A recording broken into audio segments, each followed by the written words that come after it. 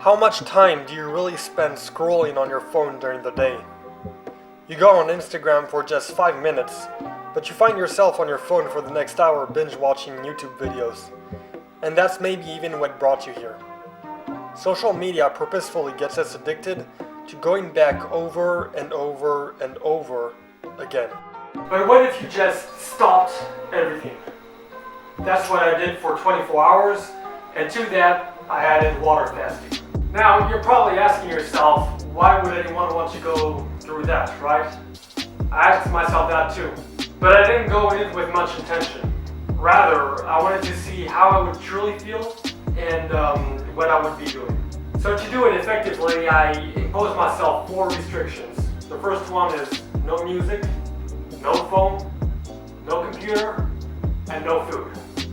And so the night before, I went to bed at 12:45 a.m. That's when I officially started the Dopamine Detox and the water fast. And laying in bed, I thought to myself that the hardest thing would be to not go on social media, to not be able to talk to people, and to not watch YouTube videos. And I thought it would be the hardest because, if I'm truly being honest with you, I was kind of addicted to it. And I would usually spend time mindlessly scrolling through apps.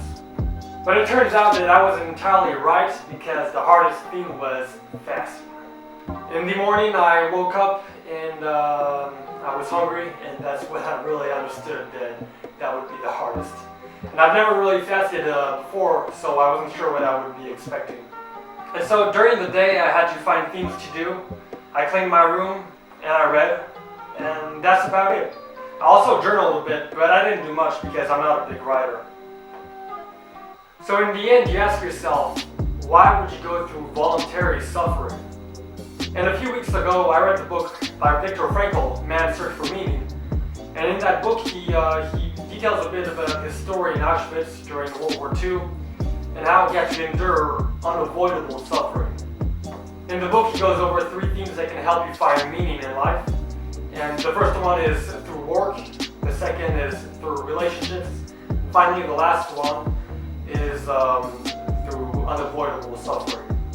Now, my experience was not unavoidable because I purposefully let myself go through that suffering, but it still holds meaning.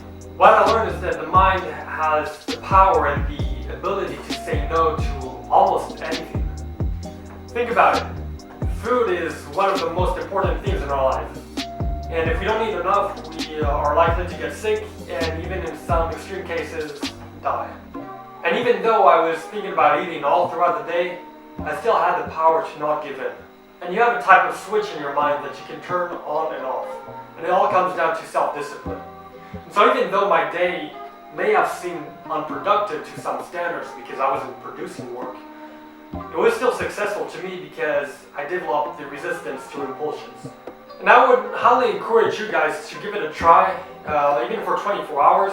But I'll add something to it, is that I was not in complete isolation because I was with my family.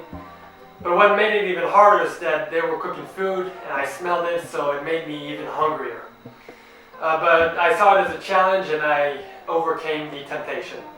And so with that being said, I truly believe that it helped me in more than one ways, and that you should definitely give it a try as well. And if you've made it this far, thank you so much.